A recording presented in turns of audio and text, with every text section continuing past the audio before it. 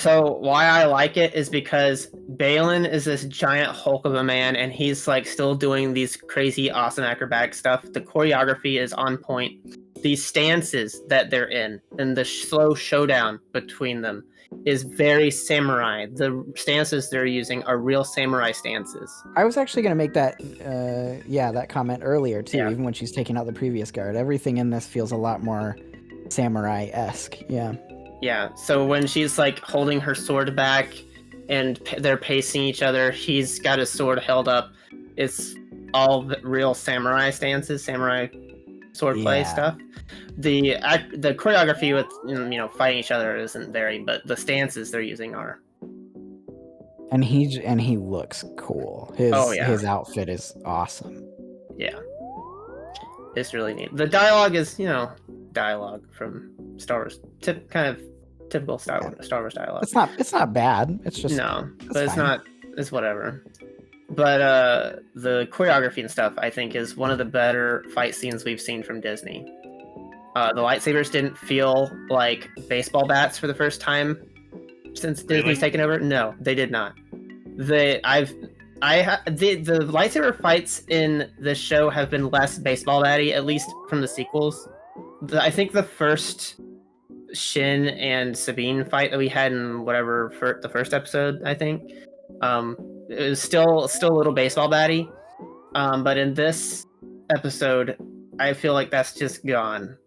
Like, I didn't feel that at all. 100% disagree. I don't know how you see that, honestly. Especially in this fight, the Balin and Ahsoka fight. It could be the reason why we think it's baseball batty is also how the lightsabers look. They look a lot thicker in Disney stuff. And no, this is no exception. The lightsabers look a lot thicker than they did in prequels or original trilogy. That's just a fact. But the choreography helps in this episode. The choreography is much better than like the sequel stuff. For me too, it's the choreography plus the camera work in this really slows down quite a bit, and there's a lot more wide takes, and especially like in between when they're fighting, it's circling around them slowly, or it's widening out to a very Kurosawa like frame, just very emphasizing that like old samurai movie aspect. I just think it's shot really well too, in addition to having good choreography. And his freaking Balin's choreography is so good. Like everything, every slice, every swing, it feels like he's an Old Republic Sith guy. You know what I mean? Like he's like doing these giant jump power down strikes, and it's just really, really cool. But I do understand that. I still think the lightsabers are just too thick. They look too thick. There's like a sweet spot when it comes to how thick a lightsaber is, and we should just look at the prequels, like compared to the prequels. Those, in the original trilogy, of course, but they're thinner, they're longer, they're thinner, and these lightsabers, they look really short compared to the people using them, and they're thick. So that's why they look like baseball bats. And it's the same kind of thing was going on in the sequels. But I think most of the problem with the sequels is the choreography. Whereas this one, they look short and fat. That's good. No, I agree with everything pretty much. So here's the thing. When it comes to Disney Star Wars, they actually use lightsabers that have lights in them. Yeah. And the blades are actually thicker. So that's why they are thicker in Disney Star Wars, is because in the prequels and the OT, it's just a rod. Yeah. It might have some paint on there. But that's all it is. And that's actually pretty thin. And it's actually really lightweight. Yeah. This is a key thing here. I saw this in Obi-Wan, and I've seen it here. These lightsabers feel like they have weight to them, which doesn't feel right to OG Star Wars. Because if you watch, for example, Anakin versus Obi-Wan on Mustafar and all the things that they're doing. Oh yeah, it's very fast paced, right? I see Balin here. He never takes one hand off of his lightsaber ever, and that feels really stiff to me. And the way he moves it, you can even see his own body moving with it. That's why I feel like this feels baseball batty to me. I will agree with you. It is better than previous Disney Star Wars. 100% agree. But in the fight with Balin and Ahsoka, to me, it really showed. If you like, when I look back at that, I was like, at some points, I feel like you would take at least one hand off to try to move better or get into a better stance. He never did that, and the only reason why I can think that is either A, his gloves are glued there and he can't literally take them off when they're doing the choreography, or B, because there is weight, because these props are way heavier, and I almost felt like he was swinging a greatsword, but his lightsaber's not that's how it felt. But if he actually had a lightsaber greatsword, I'd be totally on board. I think it would look 100% better, because that's what it felt like. But I'm sitting there and go, dude, it's a lightsaber. There's no weight to that thing. Why are you swinging it like it weighs 50 pounds?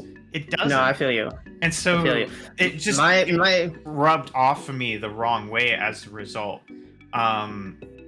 You know, in regards to the samurai stance, I did notice that a lot. I was actually sitting here going, which of the 7 stances is that? I know there's 7. I don't recall this one. I don't remember this one. And so I have mixed feelings about that. Is it neat? Is it cool to use actual samurai tactics? Sure. I don't know of how that really should fit in Star Wars. It's not really my place to say that. I just know that there was 7 stances, and this is nothing like I've ever seen. You know, I don't know. So I'm not opposed to adding an 8th stance, but the thing is that I've never seen Ahsoka fight that way, and that's why it just seemed odd to me. It seemed like she was fighting a different way than what Obi-Wan and Anakin had instilled into her, which is a very mixture of like Form 3 and Form 5. And then she just abandons that for this cool samurai look.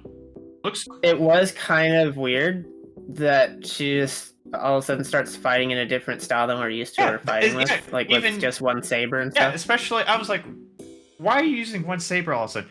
Not to mention that the last few episodes when you did fight, you didn't fight like this.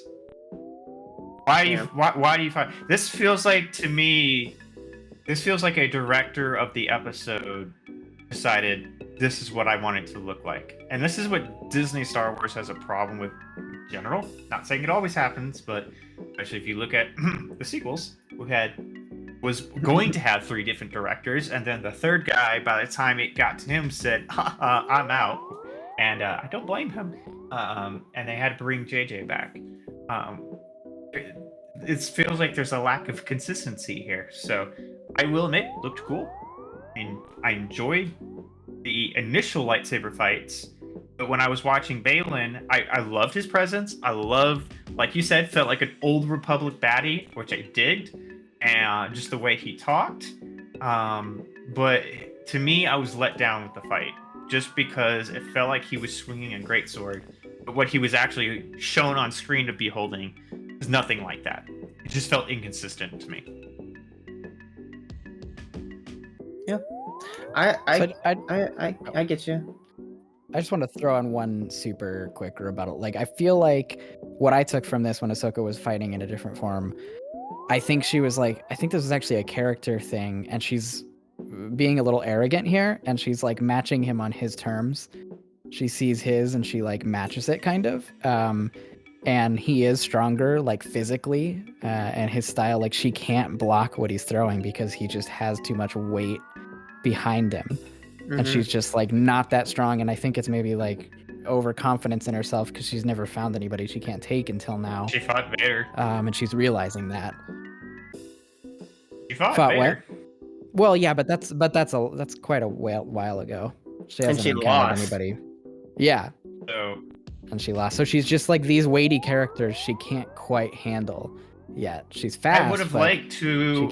She can't take them. Seen her turn on both initially, and then maybe Baylan pulls something out that's a little bit different than what we normally see, maybe like an actual greatsword, and then seeing this, maybe she puts one of them away, switches to something different, recognizing like this is not going to work for what I'm going against. Would have liked to see something like that. Or she could have lost it in the fight or something. That would have been actually equally fun. Willingly using half your weaponry just seemed odd to me. Yeah, I mean, I understand coming from a character perspective and a look perspective. I totally get what you're coming from, but for me, I don't care about the character one iota. I don't care about Ahsoka, so I don't care what she does. So... I just feel like you're falling into what Disney wants you to do, which is not care so much about these details and say it looked cool. Well, no. My reason though is not something Disney wants.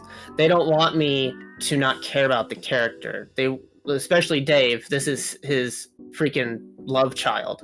So he would want me to care about Ahsoka, and I just don't. I never have. So, whatever she's doing, I don't care if it's inconsistent with her character. For me, when it comes to this Disney stuff, I do just think it's just cool looking when they do cool looking stuff like this. That's my only real draw now, is because I don't care about the story as much. I don't care about the characters, except the Sith guys are really cool, and I care what kind of to see where they're coming from and what their plans the whole are. Setting for that fight was top tier, we'll admit, but yeah, I just didn't feel like that fight was that amazing, honestly. I just didn't think so. If you gave me prequel level sword fighting, I would have been like, this is amazing, but it's not.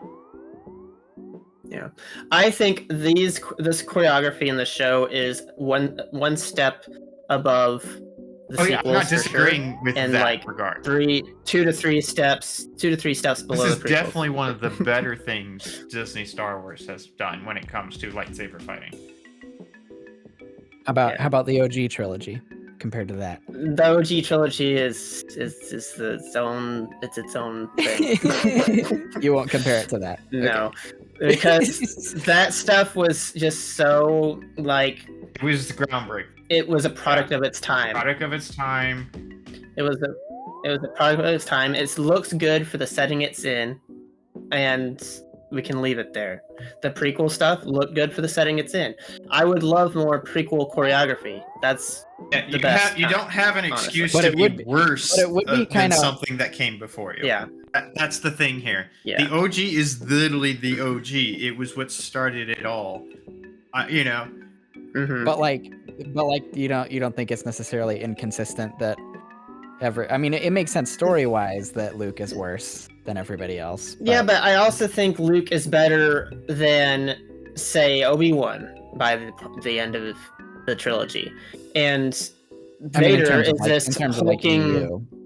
Well, yeah, but even in the movies, his lightsaber fighting is better. He's the most energetic. He's the most all over the place, because he doesn't have any issues yet, except for that one arm or one hand he got cut off.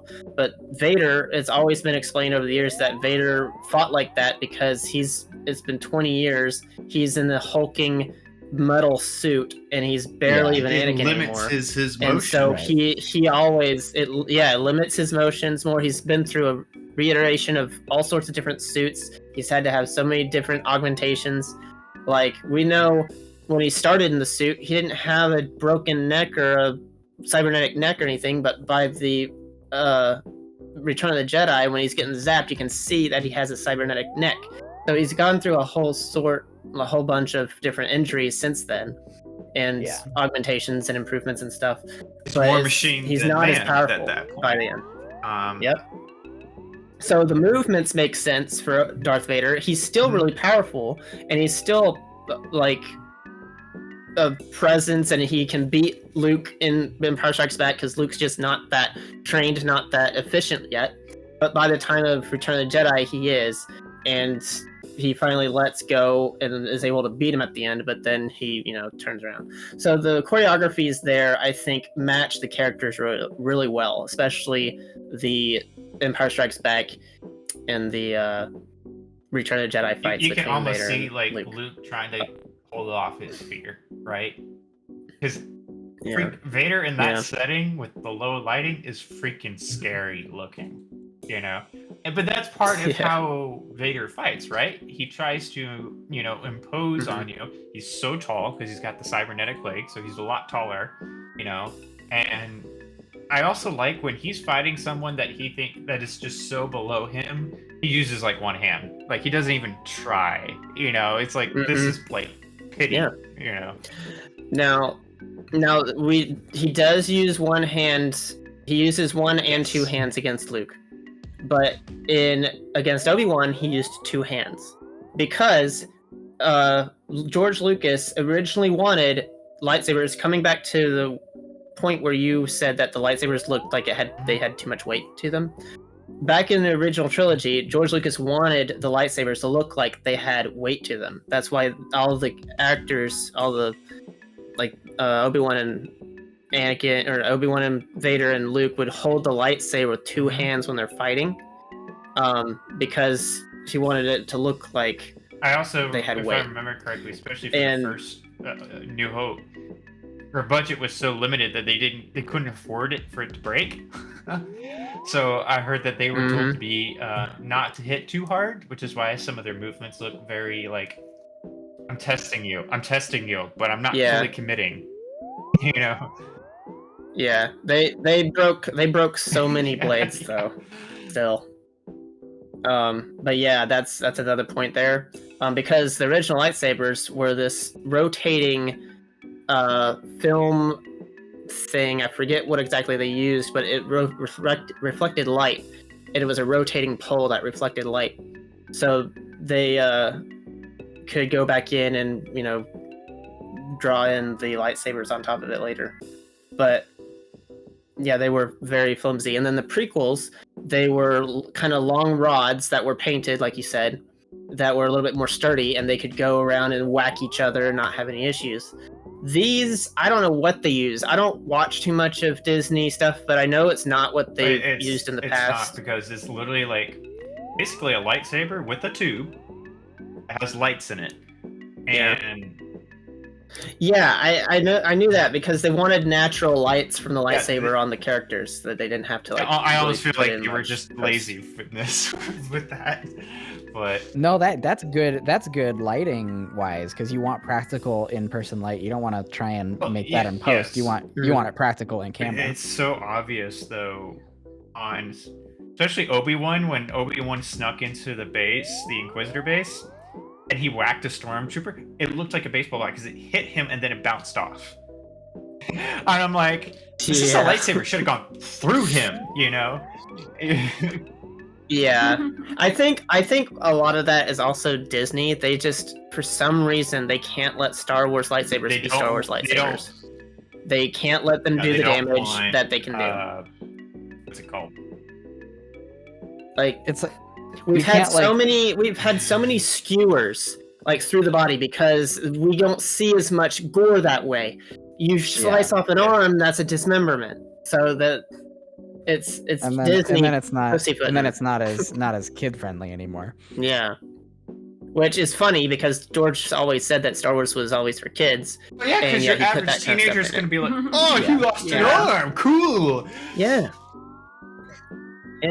So this isn't for kids, or Star Wars isn't for children. It's for kids. It's for teens. It's for the youth, but it's not for tiny toddlers. I feel like that's what you know what I mean. And that's what Disney Star Wars is catering to, is tiny toddlers. Is what I feel. Well, we got on a tangent. You started that was a big long tangent.